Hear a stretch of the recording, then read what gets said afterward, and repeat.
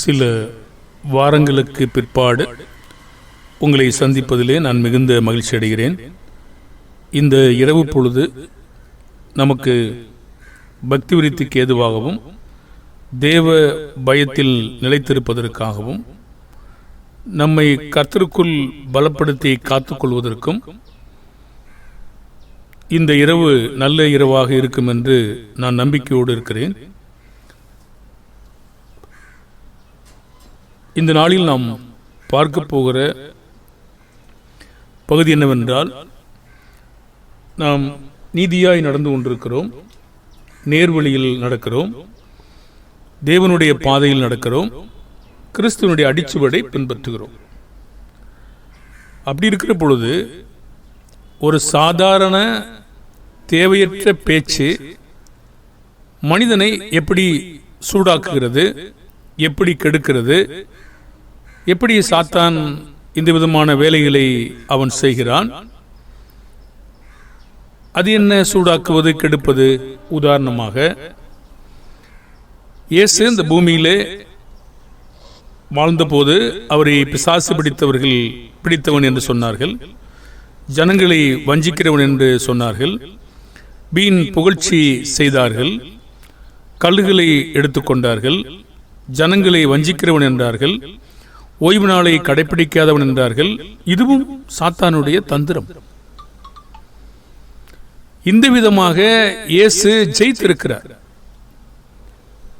ஆனால் இன்றைக்கு இருக்கிற அநேக மனிதர்கள் இவ்விதமான வார்த்தையினாலே இவ்வாறு சொல்லுவதை நான் கேட்டிருக்கிறேன்.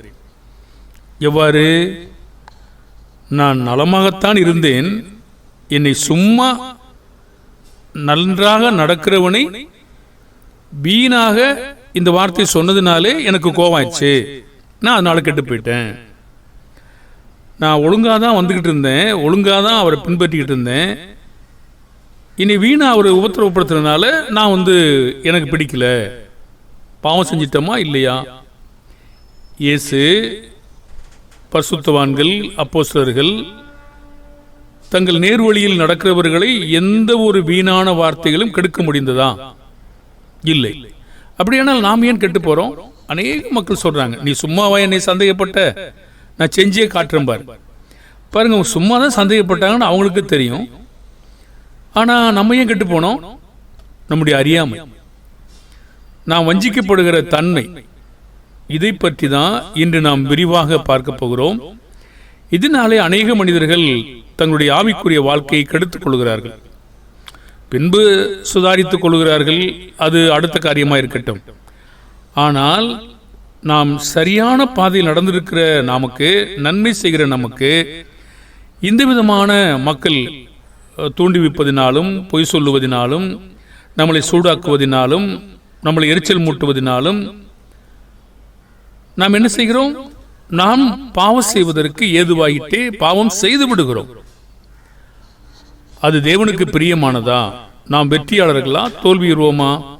நாம் தோல்வியுற்றோம். இதை பற்றி தான் இன்று நாம் பார்க்க போகிறோம். அதற்காக நாம் சாத்தானுடைய பல்வேறு தந்திரங்களை நாம தெரியாம இருக்கக்கூடாது. தெரிஞ்சாதான், ஓஹோ இது சாத்தானுடைய தந்திரமோ, என்னை கெடுக்க பார்க்கிறானோ என்று நம்ம சுதாரிக்க முடியும். அப்ப தெரியாம இருப்போம்னா, நான் நல்லா செஞ்சுக்கிட்டு இருந்தேன், அருமையாக பாடுபட்டுக்கிட்டு இருந்தேன், அருமையாக சபையை கூடிக்கிட்டு இருந்தேன், அருமையாக சபையில் சேவை செஞ்சுக்கிட்டு இருந்தேன், சும்மா என்னை ஏதாவது அப்படி நோண்டிகிட்டே இருந்த உடனே நான் வெறுத்து போயிட்டேன். இது சரியா? அந்த வார்த்தை சரியா? அப்படி நீங்கள் காட்ட முடியுமா? வேதாகமத்தில் காட்ட முடியுமா? காட்ட முடியாது. ஏன்னா இதுதான் நம்முடைய சோதனை.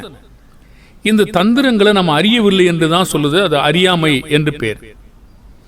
2 கொரிந்தியர் 2ஆம் அதிகாரம் 11வது வசனம்.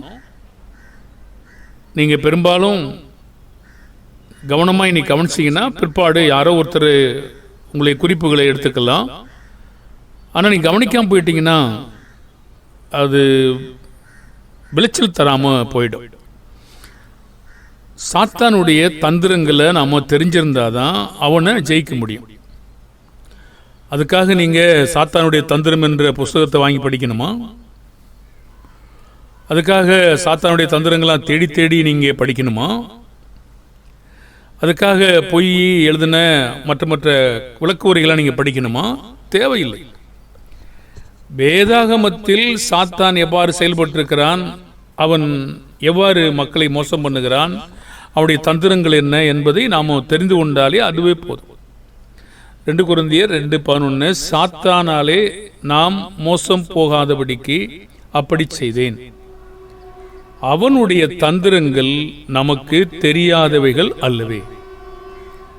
பாருங்க, கொரிந்து மக்களிடத்திலே அவர் சொல்லுகிறார், சாத்தானுடைய தந்திரங்களை நாம் ஏன் தெரியாமல் இருக்கக்கூடாது? தெரியாமல் இருந்தால் சாத்தானாலே நாம் மோசம் போய்விடுவோம். இப்போ மோசம் போகாதபடிக்குத்தான் அவனுடைய தந்திரங்களை நாம் தெரியாமல் இருக்கக்கூடாது என்று சொல்றார். 2 கொரிந்தியர் 11:3 கொரிந்தியர்களை குறித்து ஏன் பயப்படுகிறார்? கர்த்தருடைய வார்த்தையை தான் அவர் போதிக்கிறாரு. மனித ஞானமோ மனித தத்துவங்களோ தந்திரங்களையோ அவர் பயன்படுத்தலை. அப்போ கொரிந்து சபையாருக்கு இந்த வேத வாக்கியங்களை மட்டும்தான் சிலுவையில் அறியப்பட்ட அவரே என்று வேறொன்றையும் அவங்களுக்கு சொல்லலை. ஏன் தைரியமாக இருக்க மாட்டேங்கிறாரு? ஏன் பயப்படுறாரு? நாம சில பெற்றோர்கள் நாம் தேவனுடைய வார்த்தையின்படி வளர்த்துட்டோம் அப்படின்னு சொல்லி தைரியமாக நம்ம இருக்கிறோம் இல்லையா? அது நம்முடைய அறியாமைன்னு சொல்லணும். சாத்தான் இந்த உலகத்திலே பலமாக வேலை செய்கிறான். இந்த உலகத்தின் ஒளியின் பிள்ளைகளை பார்க்கிலும் தங்கள் சந்ததியில் பிரபஞ்சத்தின் பிள்ளைகள் அதிக புத்திசாலிகள். லூக்கால நம்ம வாசிக்கிறோம். பிரபஞ்சம் என்று வருகிற பொழுது உலகமானது புத்திசாலித்தனமாக இருக்கிறது. நம்முடைய பிள்ளைகளை அது கெடுப்பதற்கு வாய்ப்பு இருக்கிறது. ஆகையினாலே யோபு பயந்திருந்தார். என் பிள்ளைகள் ஒருவேளை பாவம் செய்திருப்பார்கள் என்று அவர் நினைத்தார். அதுக்காக பலி செலுத்தினார். பாருங்கள், நாமும் எப்படி இருக்கிறோம்? இல்லை நான் சரியா போதிச்சிட்டேன், அவங்க பாவம் செய்ய மாட்டாங்க, அப்படி எதுவும் வேதாகமத்தில் இருக்கலையே. செய்யாமல் இருந்தால் நல்லது. ஆனால் செய்த மக்கள் நிறைய பேர் இருந்து திரும்பி மாறின பிள்ளைகள் இருக்கிறாங்க. அப்படி நடக்கலாம் இல்லையா? அப்ப செய்ய மாட்டாங்கன்னு நம்ம நினைக்காம செய்யவும் கூடும். பாருங்க, அப்படி நம்ம நம்ப வேணாம். அவநம்பிக்கையோட வேத வாக்கியங்களில் அதையும் இருக்கிறது என்பதை நம்ம நம்பணுமா வேண்டாமா? பாருங்க, நம்முடைய பிள்ளைகளை குறித்து உங்க நம்பிக்கை சரி, என்னுடைய நம்பிக்கை சரி, ஆனா வேத வாக்கியங்களில் இதுவும் நடந்திருக்கிறது என்பதை நாம் கண்டுபிடிக்கணுமா? எத்தனை மக்கள், சிம்சோன், யாக்கோபனுடைய பிள்ளைகள், ஏசா மற்றும் அநேக இஸ்ரவேலர்கள், ராஜாக்களுடைய பிள்ளைகள், இப்படி அநேக மக்கள் தங்களுடைய சாலமோன், தாவீது போன்றவர்கள் விலகி மறுபடி வந்திருக்காங்களா? நம்ம சரியா இருக்கணும்னு நினைக்கிறது நல்லதுதான், ஆனா இல்லாமலும் ஆகக்கூடும் இல்லையா? ஆகையினால 2 கொரிந்தியர் 11:3 ஆகிலும் சர்ப்பமானது தன்னுடைய தந்திரத்தினாலே ஏவாளை வஞ்சித்தது போல உங்கள் மனதும் கிறிஸ்துவை பற்றிய உண்மை நின்று விலகும்படி கெடுக்கப்படுமோ என்று பயந்திருக்கிறேன் என்று சொல்றார். இப்போ கொரிந்து சபையாரை குறித்து, கொரிந்தியர்களை குறித்து அப்போஸ்தலனாகிய பவுல் ஏன் பயந்தார் என்றால், உண்மை நின்று விலகும்படி சாத்தான் தன்னுடைய தந்திரத்தை பயன்படுத்துவான். அதுக்கு ஒரு உதாரணத்தை சொல்றார். ஏவாளை வஞ்சித்தது போல உங்கள் மனதும் கிறிஸ்துவை பற்றிய உண்மை நின்று விலகுப்படி கெடுக்கப்படுமோ என்று பயந்திருக்கிறேன். அதிகமான நேரங்களில் நாமோ நம்முடைய பிள்ளைகள் உலகத்தில் வேலை செய்து கொண்டிருக்கிறார்கள், உலகத்தில் இருக்கிறார்கள், உலக மக்களோடு பேசிக் கொண்டிருக்கிறார்கள். இது பயம், நியாயமான பயம்தானே. இந்த பயம் இருக்கிறனால நமக்கு என்ன வரும்? இன்னும் விழிப்பா இருந்து அவங்களை பாதுகாப்பதற்காக போதனை செய்யக்கூடிய வாய்ப்பு இருக்கும். ஏன்னா சாத்தான் நம்மளை எப்படி வஞ்சிக்க திட்டமிடுகிறான்? நம்முடைய பலம் என்னன்னு பார்க்கிறான். எப்படி தெரியும்? சாத்தானை எதிர்த்து நில்லுங்கள், அவன் விட்டு ஓடி போவான். அப்ப நம்முடைய பலத்தை பார்க்கிறானா? பார்க்கிறான். பலவீனம், யார் ஆசீர்வாதத்தை விரும்பாமல் போனார்களோ, யார் மரணத்தை விரும்புகிறார்களோ அவர்கள் என்ன செய்வாங்க? அடிமையா போவாங்க. நம்முடைய பலவீனமும் அவனுக்கு தெரியுதா? ரோமர் 6:16 சங்கீதத்தில் வாசிக்கிறோம் இல்லையா? இப்ப சாத்தான் நம்மை வஞ்சிக்க திட்டமிடுகிறான். எப்படி என்றால், நம்முடைய பலமும் மற்றும் நம்முடைய பலவீனமும். பாருங்க, உலகம் உங்களை எப்படி பார்க்குது? நீங்க வழியில் நடந்து போறீங்க, யாரையோ நீங்க இச்சிக்கூடாது, ஆனா ஏதோ பார்க்குறீங்க, பார்த்துட்டு நீங்க போயிட்டே இருக்கீங்க. ஆனா திரும்பி ஒரு பார்வை பார்க்குறீங்க இல்லையா? அவங்க பார்த்துடுறாங்க உங்களை. பாருங்க, அவங்களுக்கு அந்த சிந்தனை இருக்கு, உங்களுக்கு அந்த சிந்தனை இருக்கிறது. என்னாச்சு இப்போ? நம்முடைய பலவீனங்களை அவங்க கண்டுபிடிக்கிறாங்க. இதுக்கு இருத்து திட்டமிடுறாங்க. பாருங்க, பொருளாசையை மக்கள்கிட்ட தூண்டுறாங்க. யாரில் அகப்படுறாங்களோ பாருங்க, போன் நம்பர் கேட்டால் நீங்கள் சாதாரணமாக கொடுப்பீங்களாங்க? ஒரு பொருளாசையை தூண்டி இத்தனை நாணயம் இத்தனை ரூபாய்க்கு போகுதுன்னு போட்ட உடனே ஆட்டோமேட்டிக்காக அவங்களுடைய போன் நம்பரை போட்டுறாங்க. இப்போ எனக்கு ஈஸியாக கிடைச்சி போச்சா? உங்கள் போன் நம்பர் கேட்டால் எனக்கு கொடுக்க மாட்டீங்க நீங்கள். இந்த மாதிரி ஒரு பொய்யோ அல்லது உண்மை எனக்கு தெரியாதுங்க. ஆனால் போட்ட உடனே அவங்க அநேக பேர், ஏறக்குறைய 75-80% பேர் தங்களுடைய போன் நம்பரை அங்கே கொடுக்குறாங்க. என்ன காரணம்? அவங்களுடைய பலவீனம் என்ன என்று பார்க்குறாங்க. இப்போ பலவீனமானவன் அதுக்கு ஒத்துக்கொள்கிறான், பலம் உள்ளவன் எதிர்த்து நிற்கிறான், அவன் அதை பற்றி அக்கறைப்படுறதில்லை. இது அவன் காத்துக்கிறான்.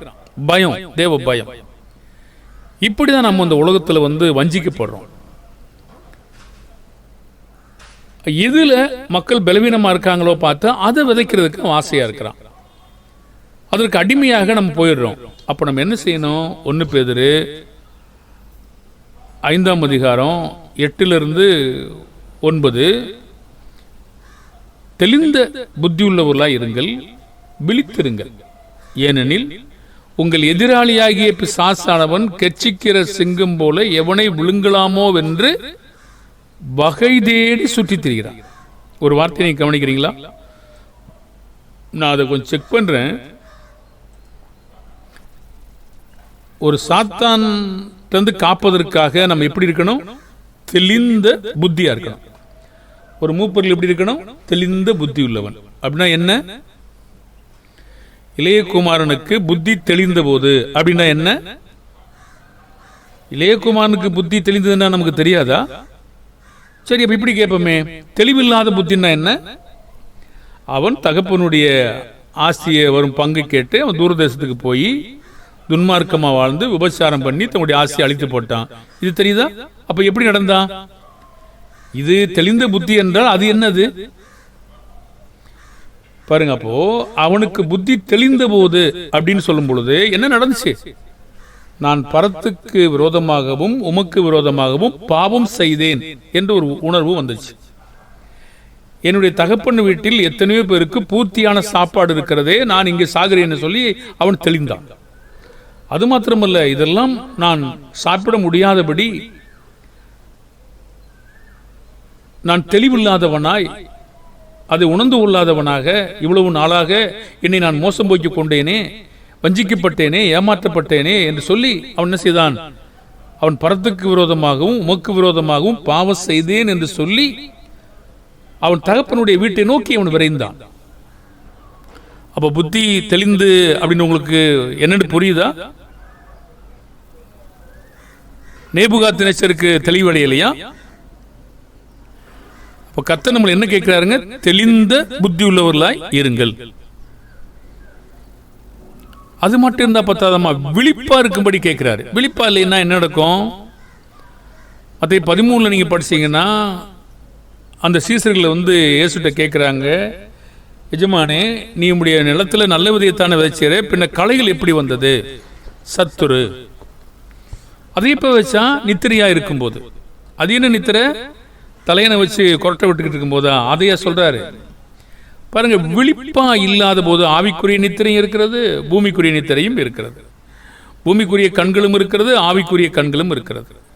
பூமிக்குரிய விழிப்பும் இருக்கிறது, ஆவிக்குரிய விழிப்பும் இருக்கிறது. அப்போ ஆவிக்குரிய வகையில நாம் விழித்து இல்லாத போது, நித்திரையா இருக்கிற பொழுது என்ன செய்யட்டான்? இதை போட்டு போயிட்டான். அப்ப கெர்ச்சிக்கிற சிங்கம் போல எவனை விழுங்கலாமோ என்று வகை தேடுகிறான். ஒரு சுற்றி திரிகிறான். ஒரு கேள்வி கேட்போமா? இந்த சிங்கம் அல்லது மிருகங்களுக்கு மற்ற மிருகங்களை அடிப்பதற்கு எங்கே அதை தொட்டா அது கீழே விழுத்தாட்ட முடியும் வகை தெரியுமா? தெரியாதா? சிறப்பா தெரியும். பாருங்க, தொடைய கடிச்சு அது கீழே விழுத்தாட்ட முடியாது. நீங்க காலை கடிச்சு நீங்க விழுத்தாட்ட முடியாது. கழுத்து முன்பதியில் கடிச்சின்னா தொங்கிக்கிட்டே தான் கிடக்கணும். அதுவும் அவ்வளவு சீக்கிரமா விடாது, உதரும்.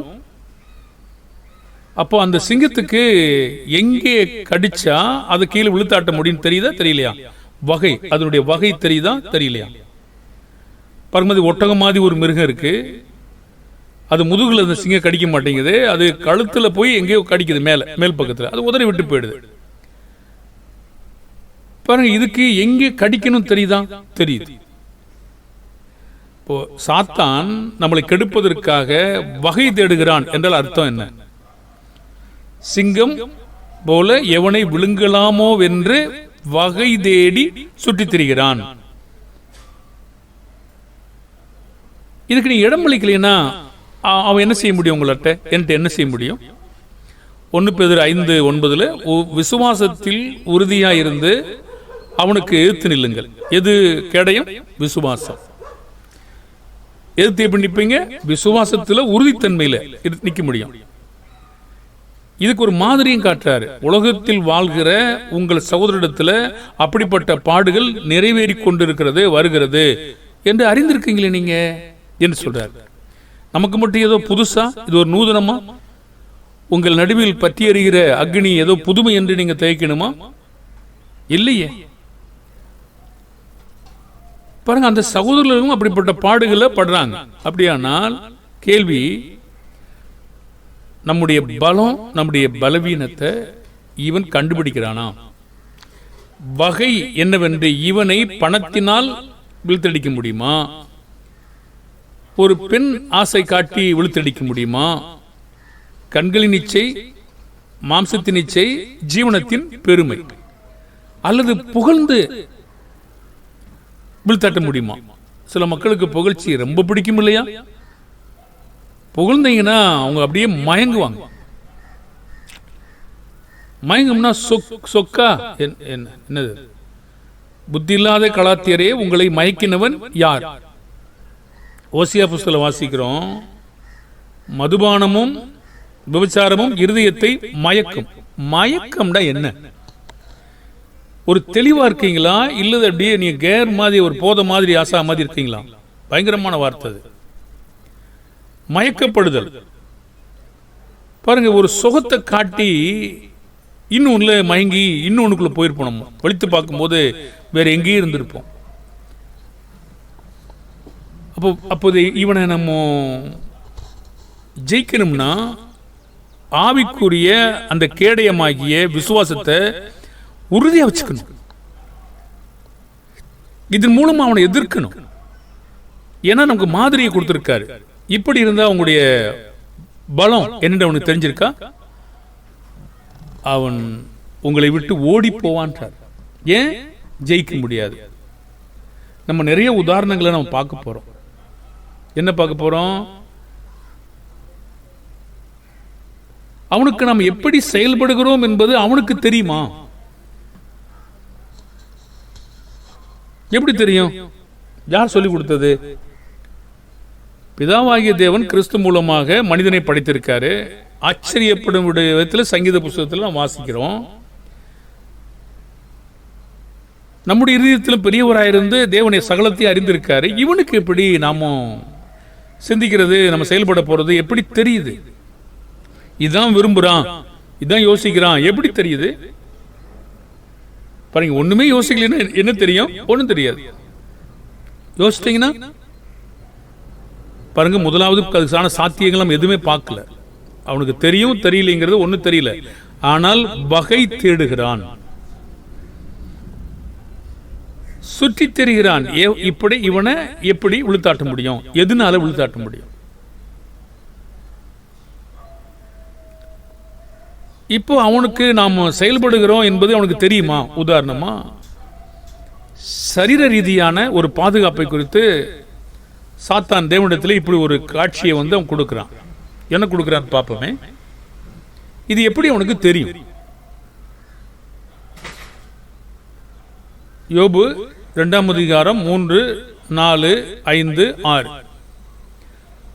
அப்பொழுது கர்த்தர் சாத்தானை நோக்கி, நீ என் தாசனாகி யோபின் மேல் கவனம் வைத்தாயோ?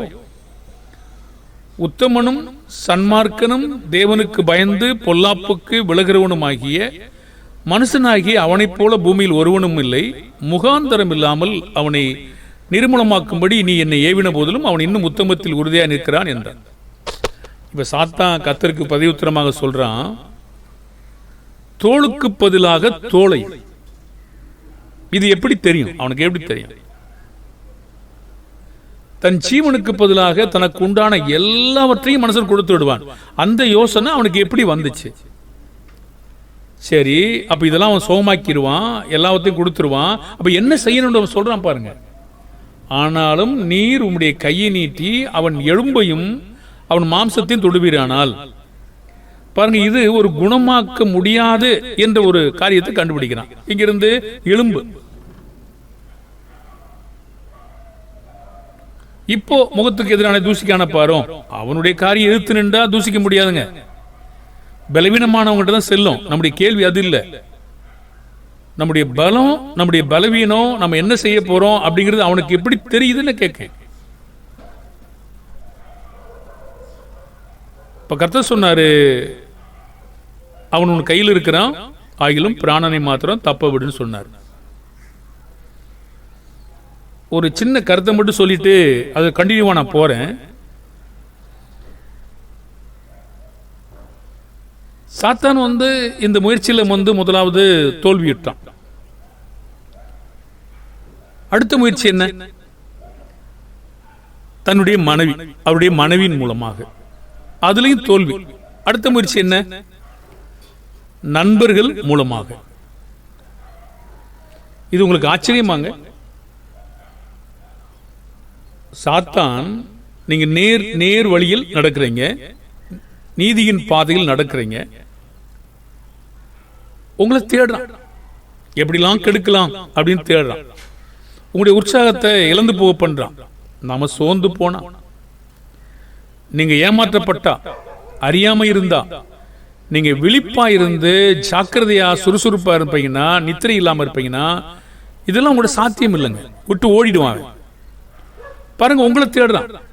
உங்கள்கிட்ட ஒண்ணு இல்லையா? ரைட்டு. உங்க மனைவியை தேடுறான். ஒண்ணு இல்லையா? ரைட்டு. உங்க பிள்ளைகளை தேடுறான். ஒண்ணு இல்லையா? ரைட்டு.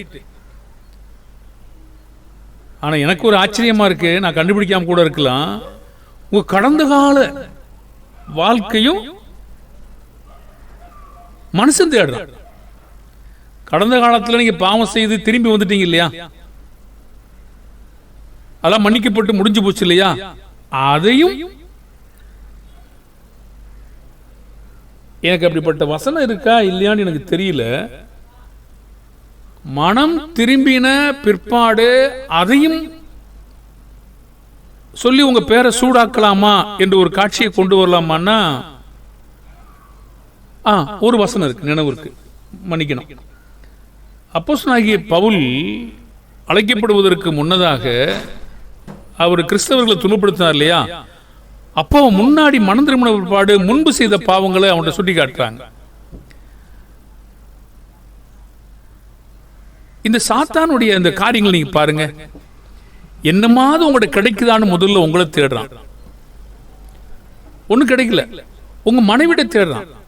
உங்களுக்கு மனைவிக்கும் உங்களுக்கு இடையில ஏதாவது பிரச்சனை இருக்குமா, உங்க சந்தோஷத்தை கெடுக்கிற மாதிரி ஏதாவது இருக்குதா, அங்க ஒண்ணு தேடுறான். எதையாவது போட்டு அங்க ஒரு முள்ள போட்டு விட்டுலாமா, முடியல.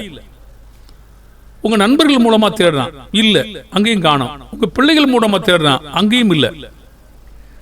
பாருங்க, அடுத்து சபையார் மூலமாவும் தேடுறான்.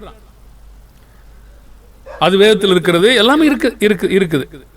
இதெல்லாம் சாத்தான் நம்முடைய நீதியின் பாதையை விட்டு விலக்குவதற்காக கையாளுகிற தந்திரம். பாருங்க, தேவனை அனுமதிக்கிறாரு, அது நமக்கு எல்லாருக்கும் தெரியும். ஆனா இந்த விதமான தந்திரங்களை நாம் அறியாமல் இருந்தா என்ன ஆயிடுப்போம்? சபையாரையும் தூண்டி விடுகிறான், எழுப்பி விடுகிறான், விரோதத்தை உண்டாக்குகிறான். இப்படி உண்டாக்கி உங்களுடைய உற்சாகத்தை இழந்து போக பண்ணும்படியாக அவன் வேலை செய்து பார்க்கிறான். எப்படியாவது இழந்துருவானான்னு பார்க்கிறான். நீங்க எதிர்த்து நின்றீங்கன்னா அங்கு ஓடி போவான் என்று கர்த்தர் சொல்றார். இது இப்போ இதுக்கு பின்னாடி தான் நம்ம வரப்போறோம். இப்போ நம்ம வரல. இதுக்கெல்லாம் நீங்க நடக்கும் என்பதை அறிந்திருக்கணும். அதுவும் இல்லாம உங்களுடைய கடந்த காலத்துல நீ இப்படித்தானே இருந்த, நீ இதான செஞ்ச, இப்படி நீ விபச்சாரம் பண்ணில, இப்படி திருடனில்ல, இப்படி பொய் சொன்னில, அப்ப இதுவும் உங்களுக்கு எரிச்சல் முட்டுதா இல்லையா?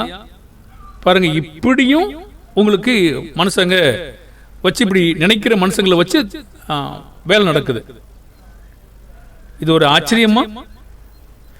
வேதத்தில் நீங்களை பார்த்துட்டீங்கன்னா உங்களுக்கு ஆச்சரியம் கிடையாதுங்க. பார்க்கலினா தான் ஒரு பெரிய ஆச்சரியமாவே உங்களுக்கு இருக்கும்.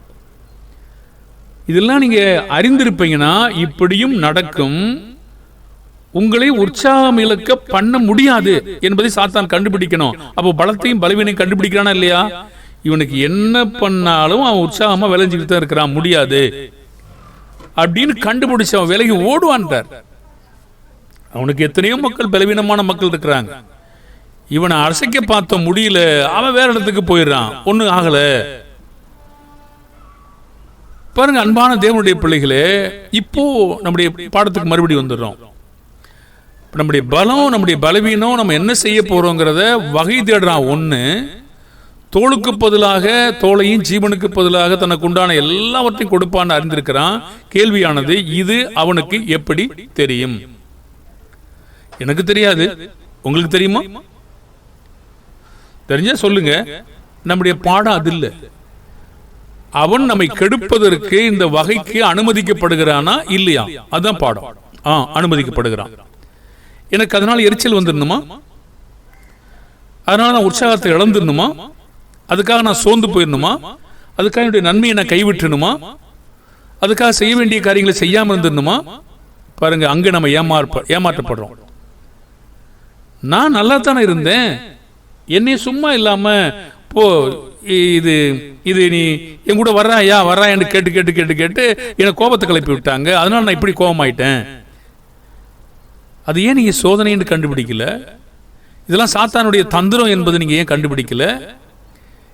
இந்த சாத்தானுடைய தந்திரம் இது அனுமதிக்கப்படுகிறது என்பதை நீங்க ஏன் கண்டுபிடிக்கல? கண்டுபிடிச்சிருக்கணும்ல. நம்ம இன்னும் அறியாம இருந்தா எவ்வளவு காலத்துல அறியாம இருப்போம்? பாருங்க, இவைகள் எல்லாம் என்னை தேவனை விட்டு தூர விலக்கக்கூடாது. இதுக்கெல்லாம் உதாரணங்களை நம்ம பின்வரும் பாடங்கள்ல படிக்க போறோம். ஆகாபை விலப்பண்ண தேவன் திட்டமிட்ட போது பொய்யின் ஆவி எங்க இருந்துச்சு, எங்கிருந்து வந்துச்சு, அதுக்கு எப்படி தெரியும்?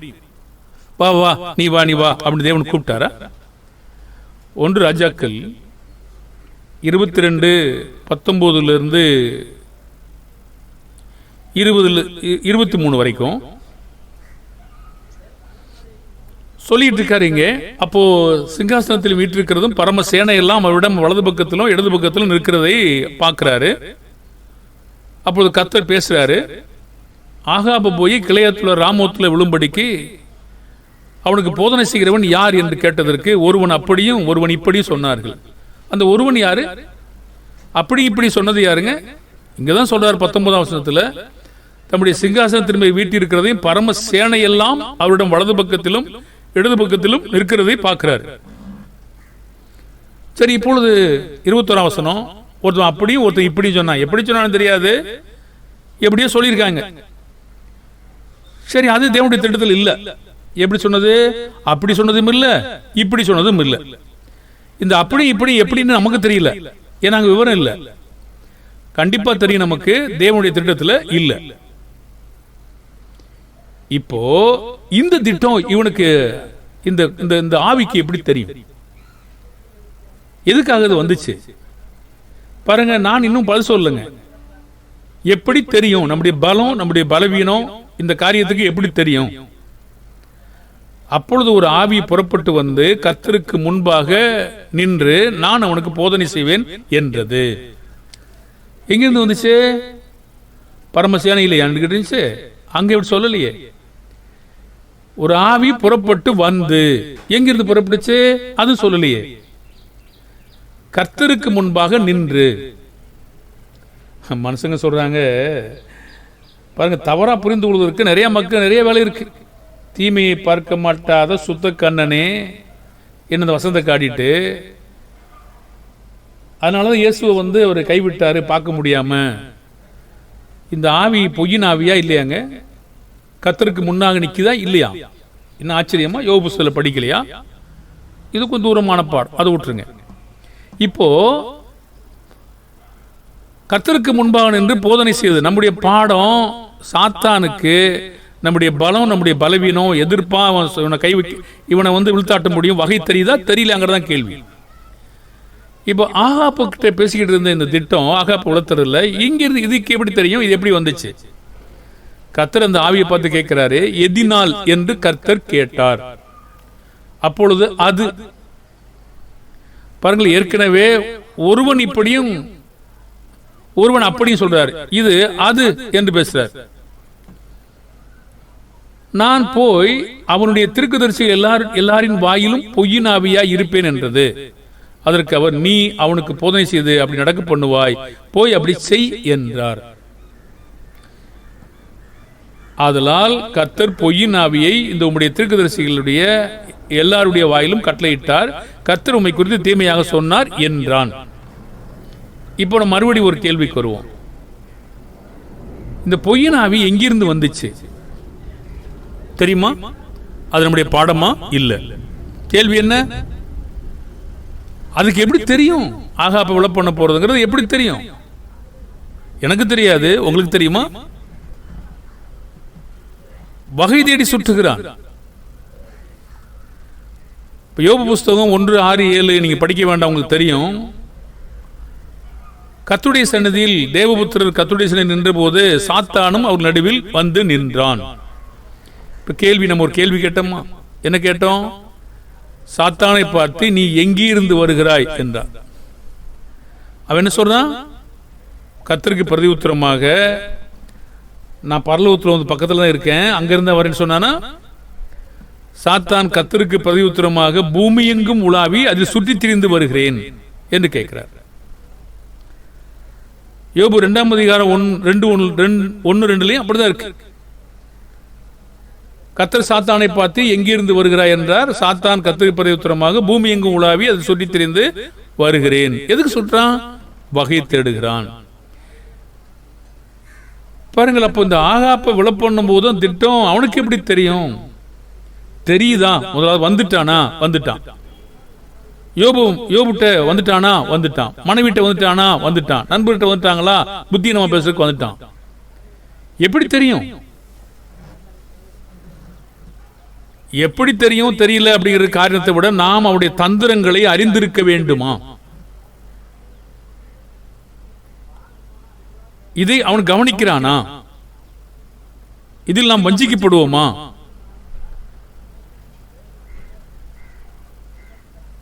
நிச்சயமாக.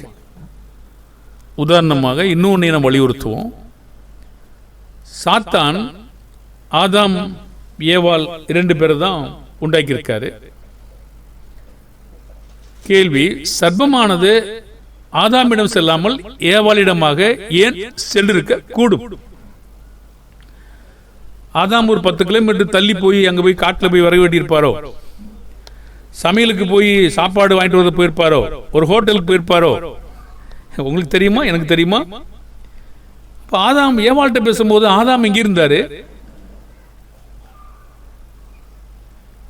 நம்ம அந்த கேள்வி கேட்கல. எந்த கேள்வி கேட்டோம்னா, ஆதாம் விட்ட வராம ஏன் ஏவாள்கிட்ட அவன் வந்தான்? சர்ப்பம் வந்தது.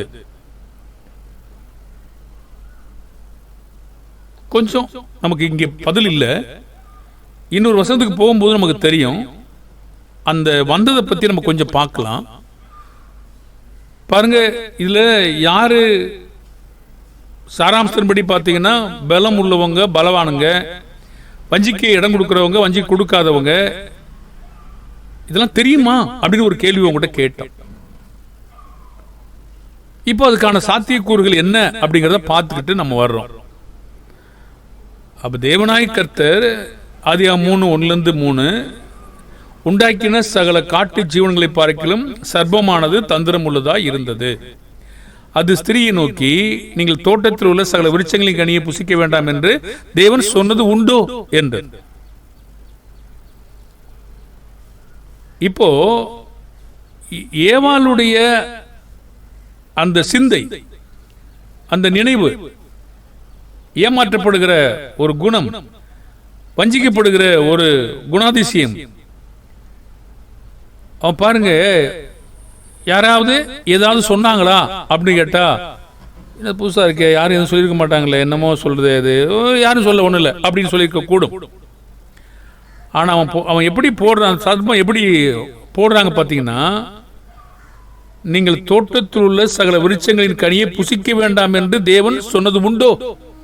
அவர் சொன்னது இந்த சாத்தானுக்கு எப்படி தெரியும் பாருங்க. புசிக்க சொன்னார்னது கேட்கல, சொன்னது உண்டோ அப்படின்னா, ஓ, அவளுக்கு என்ன புரிஞ்சிருக்கும்?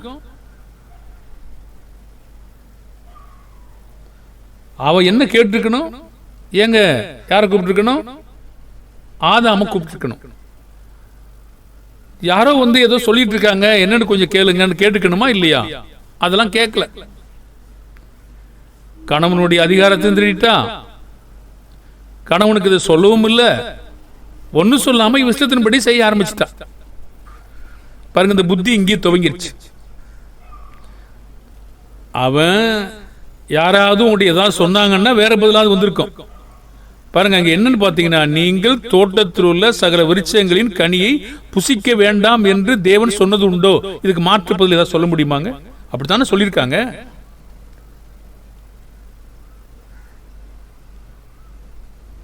இந்த மாதிரி உங்களை பேசுற மக்களை குறித்து நீங்க ஜாக்கிரதையா இருங்க, எச்சரிக்கையா இருங்க, ரொம்ப விழிப்பா இருங்க. நீங்க பாருங்க, இது எப்போ யாருக்கோ தெரிஞ்சது மாதிரியும், முன்னாடி அவங்க பேசுனது மாதிரியும் அப்படியே இல்லை, நேரடியாக அப்படி இருக்கு, புரிஞ்சுக்கிறதுக்கு அப்படிதான் தோது இருக்கு. ஸ்திரீயும் மற்றவன் ஆச்சரியப்படாமலும் என்னென்று ஒரு நிற்காமலும் வேகமா அடுத்த கட்டத்திலேயே நாங்கள் தோட்டத்தில் உள்ள விருட்சங்களின் கனியை புசிக்கலாம், ஆனாலும் தோட்டத்தில் இன்னும் ஒரு காட்சியை விவரிச்சிட்டா. விருட்சத்தின் கனியை குறித்து தேவன் நீங்கள் சாகாதபடி அதை புசிக்கவும் தொடவும் வேண்டாம் என்று சொன்னார் என்று சொல்லி ஒரு உள்ள நிலைமையை சொல்லி முடிச்சிட்டார்.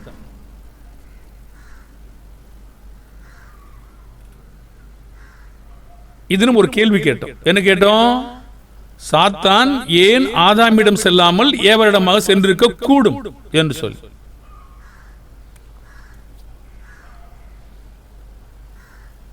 இப்போ நம்ம 1 தீமோத்தேயு 2ஆம் அதிகாரம் 13-14 படிப்போம். எண்ணத்தினாலெனில் முதலாவது ஆதாம் உருவாக்கப்பட்டான், பின்பு ஏவாள் உருவாக்கப்பட்டால், மேலும் ஆதாம் வஞ்சிக்கப்படவில்லை, ஸ்திரீயானவளே வஞ்சிக்கப்பட்டு மீறுதலுக்கு உட்பட்டாள். அப்ப இவ்வளவு பார்க்கும்போது நமக்கு என்ன தெரியுது? வஞ்சிக்கப்படுகிற ஒரு இருதயம் இருக்கு, மீறுதலுக்கு உட்படுகிற இருதயம் ஆணுக்கு இருக்கு, பெண்ணுக்கு இருக்கு. ஆனா இந்த கட்டத்தில் யாரு சீக்கிரமா வயப்படக்கூடிய வாய்ப்பு இருக்கு? இதையும் நமக்கு தெரியுது. அவ்வளவுதான், நாமளும் வஞ்சிக்கப்படுவோம், நாமளும் ஏமாற்றப்படுவோம். அப்ப கேள்வி, ஏன் அவன்கிட்ட போல? இங்க சொல்லல, ஏன் இங்க போயிருக்காங்க? அவ வஞ்சிக்கப்பட்டாலே, அவன் வஞ்சிக்கப்படாம உறுதியா இருப்பான். நமக்கு எங்க தெரியும்? மனைவி கொடுத்தன சாப்பிட்டானே. பாருங்க, எது ஒண்ணு நமக்கு தெரியாது. ஆனா கண்டிப்பா சாத்தான் கவனிக்கிறானா இல்லையா? அதுதான் கேள்வி. அவன் ஆதாமிட்ட போகாம ஏவாள்கிட்ட போயிருக்கான் இல்லையா? அப்போ அவனுக்கு ஏதோ ஒன்று தெரியுதா? பாருங்க, இன்னைக்கு இருக்கக்கூடிய வஞ்சகமான உலகத்துல, பயங்கரமான பாவம் நிறைந்த இந்த மக்களிடத்துல எப்படி மக்களை வஞ்சிக்கலான்னு மனிதனுக்கு தெரிஞ்சிருக்கிறது. இப்ப நம்ம ஜாக்கிரதையா இல்லைன்னா அவங்க போட்டு பார்க்கறாங்க. யாரெல்லாம் அகப்படுறாங்களோ அவங்கள பிடிச்சிக்கிறாங்க, யாரெல்லாம் அகப்படலையோ விட்டுறாங்க. ரொம்ப லகுவா வேகமா வேலை செய்றாங்க. இந்த பாடத்தை நம்ம இன்னும் முடிக்கல, இப்ப முடிக்க முடியல. நம்ம அடுத்த பாடத்தில் தொடர்வோம். இதுவரைக்கும் நம்ம என்ன பார்த்தோம்னா, சாத்தான் நம்முடைய பலத்தையும் நம்முடைய பலவீனங்களையும் அறிந்தவனா இருக்கிறானா ஒரு கேள்வி கேட்டோம். எப்படி இந்த தாக்கத்தை ஏற்படுத்துறான் என்பதை பார்த்தோம். அவனுடைய தந்திரங்களை நாம தெரியாம இருக்க கூடாது என்பதை நாம் முதலாவது உணர்ந்து கொள்ளணும். அது முக்கியம். நாம் நேர்வழியில் நடக்கும் தேவனுடைய பிள்ளைகளை கெடுப்பதற்கு சாத்தான் பயன்படுத்தும் தந்திரங்களை நாம் அறியாமல் தெரியாமல் இருக்கக்கூடாது. இதெல்லாம் இப்படி நடக்கும் என்பதை நாம் அறிந்திருந்தால் வஞ்சிக்கப்பட்டு போகாமல் இருக்க முடியும். நம்ம அந்த சாத்தானை பற்றியே நம்ம வஞ்சிக்கிற காரியங்களை பற்றியே பார்த்துட்டு இருக்கோம். இன்னும் நம்ம பார்த்து முடிக்கல. இனிமே தான் நம்ம அந்த பாடத்துக்கே வரப்போகிறோம். அடுத்த பாடத்தில் அதை பற்றி நம்ம பேசுவோம். இப்போ நம்ம ஜெபம் செய்து முடிப்போம். பரலோக பிதாவே, எங்கள் ஆண்டவர் இயேசுவை போல நாங்கள் ஏமாற்றப்படாமல் இருக்கவும் வஞ்சிக்கப்படாமல் இருக்கவும் எங்களுக்கு பிரகாசமுள்ள கண்களை எங்களுக்கு தாரும். எங்களுக்கு உரியவருக்கு மட்டுமே செவி கொடுக்க தாழ்மையான இருதயத்தை தாரும். நாங்கள் பயந்திருக்க எங்களுக்கு உதவி செய்யும். உடைய வார்த்தைகளை பற்றி கொண்டிருக்க எங்களுக்கு உதவி செய்யும். விழிப்பாயிருக்க எங்களுக்கு உதவி செய்யும். ஜாக்கிரதையா இருக்க எங்களுக்கு உதவி செய்யும். சாத்தானுடைய தந்திரங்களை அறிந்து மேற்கொள்ள எங்களுக்கு பலன் தாரும். பிதாவினுடைய வழிகளை சோர்வு எங்களுக்கு எத்தனை சோர்வுகளில் எங்கள் படித்தினாலும் வெற்றி பெறுவதற்கான தைரியத்தை நீர் எங்களுக்கு தாரும். தொடர்ந்து எங்களை பலப்படுத்தி நீரை காத்துக்கொண்டு வீழ்ந்து போகாதபடி எச்சரிக்கையா இருக்க எங்களுக்கு உதவி செய்யும்படியாய் கர்த்தராகிய இயேசுவின் நாமத்தில் செபிக்கிறோம் நல்ல பிதாவே, ஆமேன். வாழ்த்துக்கள் அன்பான தேவனுடைய பிள்ளைகளே.